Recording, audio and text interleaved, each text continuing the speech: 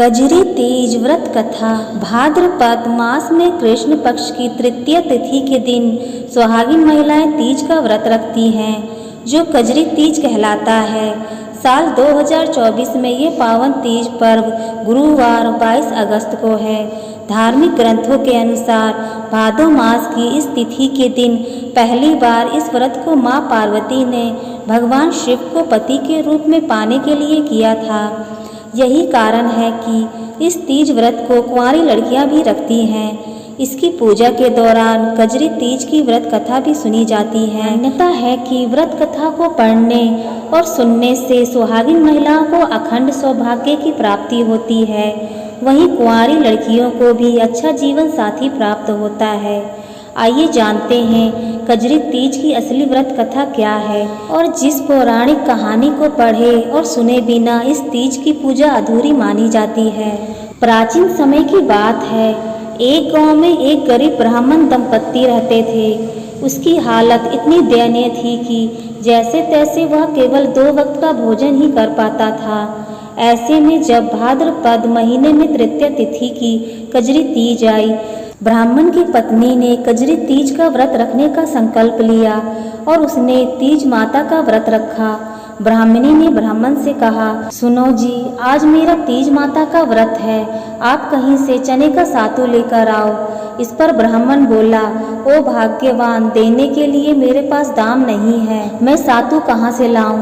तो ब्राह्मणी ने कहा, ये मैं नहीं जानती, चाहे चोरी करो या चाहे डाका डालो, लेकिन मेरे लिए सातू लेकर आओ। यह बात सुनकर ब्राह्मण परेशान हो गया कि आखिर बिना पैसे के वह सातू कहाँ से लेकर आए। रात का समय था। ब्राह्मण घर से निकला और एक साहूकार की दुकान पर पहुंचा। उसने देखा कि साहूकार के साथ साथ उसके सभी नौकर भी सो रहे थे, तो वह चुपके से दुकान में घुस गया। सातू बनाने के लिए उसने वहां पर चने की दाल, घी, शक्कर लेकर सबको 1.25 किलो के बराबर तौल कर ले लिया। जब ब्राह्मण ये सब कर रहा था तो खटपट की आवाज़ सुनकर दुकान के नौकर जाग गए और चोर चोर चिल्लाने लगे। ऐसे में साहूकार की भी नींद खुल गई।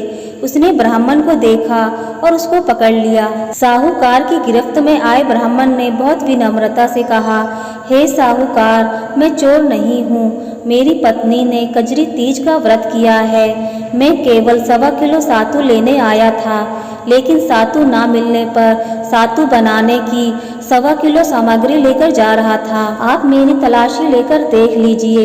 इस पर साहूकार ने उसकी तलाशी ली। उसके पास सातू के सामान के अलावा कुछ नहीं मिला। ब्राह्मण ने कहा, हे साहूकार, चांद निकल आया है, ब्राह्मणी मेरा इंतजार कर रही होगी। साहूकार की आंखें भर आई। नम आंखों से साहूकार ने कहा, आज से तुम्हारी पत्नी को मैं अपनी धर्म बहन मानूंगा। इसके बाद उसने ब्राह्मण को सातू, आभूषण, गहने, रुपए, मेहंदी, लच्छा और बहुत सारा धन देकर ठाठ से विदा किया। सबने मिलकर कजरी तीज की पूजा की। इसके बाद ब्राह्मण दंपत्ति पर कजरी माता की कृपा हुई। उसके दिन फिर गए, अच्छे दिन आ गए। इस कथा को जो भी पढ़ता है और सुनता है उसका कल्याण होता है। इस कथा को पढ़ने सुनने वाले के साथ साथ सब लोगों के वैसे ही दिन फिरे जिस तरह ब्राह्मण के दिन फिरे थे। कजरी माता की कृपा सब पर हो। कजरी तीज माता की जय।